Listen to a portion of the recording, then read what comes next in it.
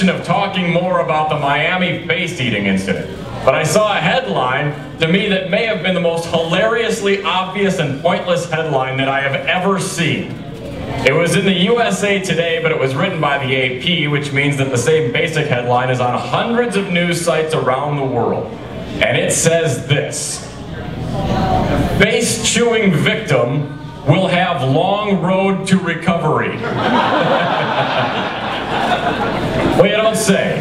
Now, since I'm not a doctor, I wasn't totally sure, but I felt pretty confident that the man whose face was described as a blob of blood was going to need a little time to recover. His face was peeled off like the rind of an orange. Oh, that's terrible. Face-chewing victim will have long road to recovery. Now, let's think about that for a minute. This guy had his face treated like a turkey leg in the possession of an overweight medieval weapons fan at a Renaissance fair.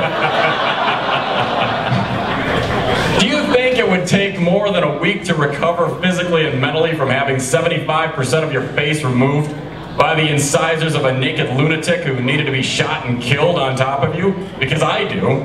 It took me a long time to recover after partially menacing yanking a... Let me try that again.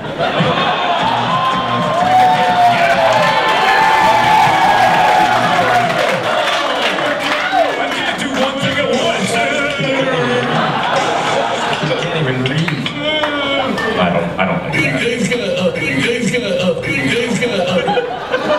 I anticipate it'll take me a long time to recover from a particularly bad line in a commentary. He's missing an eye. Both eyebrows are gone. His nose is in a dead guy's stool. Everyone has seen his face by now. It wasn't a face anymore. It looked like a really hairy big toe dipped into raspberry jam. It had this sickening glisten as if you were looking into some toilet water with a red light. When you've had everything but your goatee torn off of your head by a transient's mouth, I'd say it's a bit of a foregone conclusion that your road to recovery will not be swift. His face would have had less damage if he had used it to try to stop a moving lawnmower blade that was covered in track spikes. You're laughing. It would be easier to reassemble an apple that had been thrown into a wood chipper. When your face resembles an unsolidified pan of cherry jello, you've got some work ahead of you. Of course, his recovery may not take as long as the average person, as he's had practice battling his whole life as a sufferer of delicious face syndrome. I'm